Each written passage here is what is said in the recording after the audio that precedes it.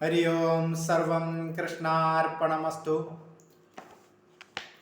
നമ്മുടെ ജ്യോതിഷത്തിൽ ജാതക വിഷയത്തിൽ കാലപുരുഷന്റെ അംഗങ്ങൾ 12 രാശിയായി വിഭാഗിക്കപ്പെട്ടിരിക്കുന്നു. 12 രാശികളായി നമ്മുടെ ജ്യോതിഷ ചക്രം, രാശിചക്രം വിഭാഗിക്കപ്പെട്ടിരിക്കുന്നു. 12 രാശികളായി കാലപുരുഷന്റെ അംഗങ്ങളാണിതൊക്കെ. ശിരസ് മേടം രാശിയാണ്, മുഖം ഇടവൻ രാശിയാണ്, ബാഹുപ്രദേശം മിഥുനൻ രാശിയാണ്, ഹൃദയം കർക്കിടകൻ രാശിയാണ്, കുഷി ചിങ്ങൻ രാശിയാണ്, കടിപ്രദേശം കന്നി രാശിയാണ്, വസ്തി തുലാം രാശിയാണ്, ഗുഹ്യദേശം വൃശ്ചികം രാശിയാണ്, ഊരിക്കൽ ധനുരാശിയാണ്, കാൽമുട്ടുകൾ മകരം രാശിയാണ്, കണങ്കാലുകൾ കുംഭൻ രാശിയാണ്, കാലിൻ പടങ്ങൾ മീനം രാശിയാണ്. ഇങ്ങനെ 12 രാശികളിലായി കാലപുരുഷന്റെ അംഗങ്ങൾ വിഭാഗിക്കപ്പെട്ടിരിക്കുന്നു. ഇങ്ങനെയാണ് കാലപുരുഷന്റെ ആത്മാവ് സൂര്യനും, മനസ്സ് ചന്ദ്രനും, സത്വം ചൊവ്വായും, വാക്ക് ബുധനും, ജ്ഞാനസുഖങ്ങൾ വ്യാഴവും, കാമം ശുക്രനും, ദുഃഖം ശനിയുമാകുന്നു.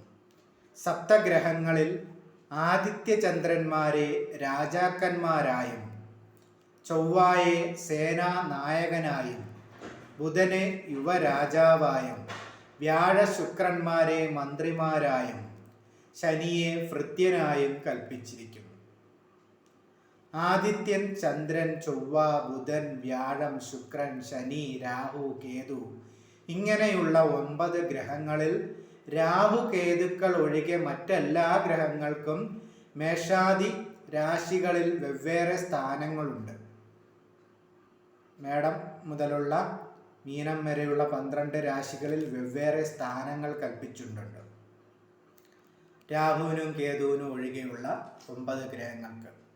ആദിത്യൻ ചിങ്ങത്തിൻ്റെയും, ചന്ദ്രൻ കർക്കിടകത്തിൻ്റെയും, ചൊവ്വ മേടം വൃശ്ചികങ്ങളുടെയും, ബുധൻ മിഥുനം കന്നിയുടെയും, വ്യാഴം ധനു മീനങ്ങളുടെയും, ശുക്രൻ ഇടവം തുലാത്തിൻ്റെയും, ശനി മകരം കുംഭങ്ങളുടെയും അധിപന്മാരാകുന്നു.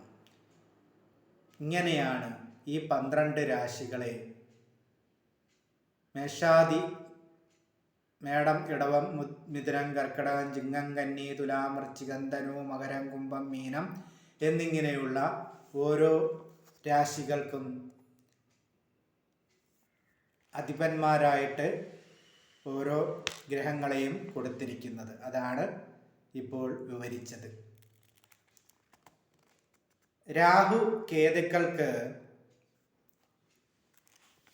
മേഷാദി മേടം മുതലുള്ള രാശികളെ പ്രത്യേക സ്ഥാനം കൽപ്പിച്ചിട്ടില്ലെങ്കിലും രാഹുവിനെ ശനിയെപ്പോലെയും കേതുവിനെ ചൊവ്വായെപ്പോലെയും കണ്ടുകൊള്ളണം. പ്രത്യേക സ്ഥാനം കൽപ്പിച്ചിട്ടില്ലെങ്കിലും രാഹുവിനെ ശനിയെപ്പോലെയും കേതുവിനെ ചൊവ്വായെപ്പോലെയും കണ്ടുകൊള്ളണം എന്നാണ് പറയുന്നത്. എന്നാൽ ഫലഭാഗത്തിൽ രാഹുകേതുക്കളെ പറ്റി പ്രത്യേകം പ്രമാണ വചനങ്ങളുണ്ട്. കേതു എപ്പോഴും രാഹു നിൽക്കുന്ന രാശിയുടെ 7ാം രാശിയിൽ മാത്രമേ നിൽക്കുകയുള്ളൂ. സൂര്യാദി ഗ്രഹങ്ങൾക്ക് മേഷാദി രാശിയിൽ സഞ്ചാരത്തിനുള്ള സമയം വ്യത്യാസപ്പെട്ടതുമാകുന്നു. താഴെ വിവരിക്കുന്ന കണക്ക് സാമാന്യ വിധിയാണ്. ആധിപത്യത്തിലുള്ള രാശികൾ സ്വക്ഷേത്രങ്ങളാകുന്നു. ഗ്രഹങ്ങൾക്ക് സ്വക്ഷേത്രത്തിനു പുറമെ മൂലക്ഷേത്രം, ഉച്ചം, നീചം എന്നീ സ്ഥാനഭേദങ്ങൾ കൂടിയുണ്ട്. ആദിത്യൻ, ചന്ദ്രൻ, ചൊവ്വ, ബുധൻ, വ്യാഴം, ശുക്രൻ, ശനി ഇവർക്ക് ക്രമത്താലെ ചിങ്ങം, ഇടവം, മേടം, കന്നി, ധനു, തുലാം, കുംഭം ഈ രാശികൾ മൂലക്ഷേത്രങ്ങളാകുന്നു.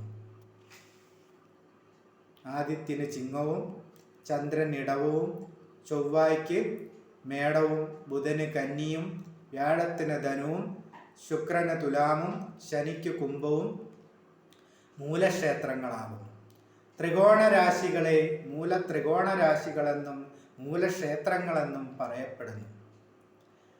ആദിത്യൻ, ചന്ദ്രൻ, ചൊവ്വ, ബുധൻ, വ്യാഴം, ശുക്രൻ, ശനി ഇവർക്ക് ക്രമേണ മേടം, ഇടവം, മകരം, കന്നി, കർക്കടകം, മീനം, തുലാം ഈ രാശികൾ അത്യുച്ച രാശികളാകുന്നു.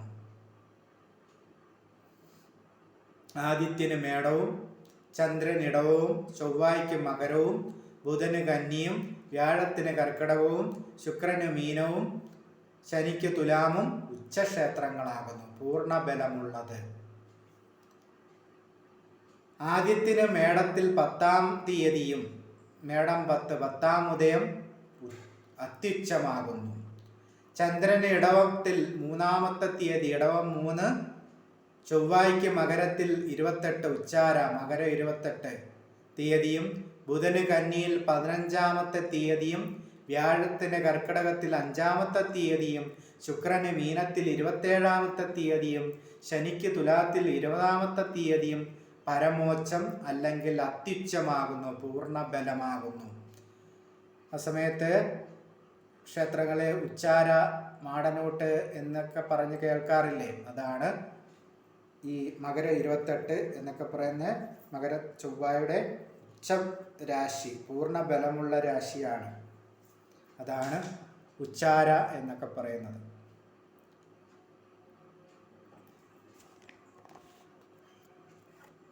ഗ്രഹങ്ങളെ ശുഭപാപന്മാരായി വേർതിരിച്ചിരിക്കുന്നു. ശുഭഗ്രഹങ്ങൾ ഇഷ്ടഫലത്തെയും പാപഗ്രഹങ്ങൾ അനിഷ്ടഫലത്തെയും കൊടുക്കുന്നു. ശുഭഗ്രഹങ്ങളാണ് ചന്ദ്രൻ, ബുധൻ, വ്യാഴം, ശുക്രൻ.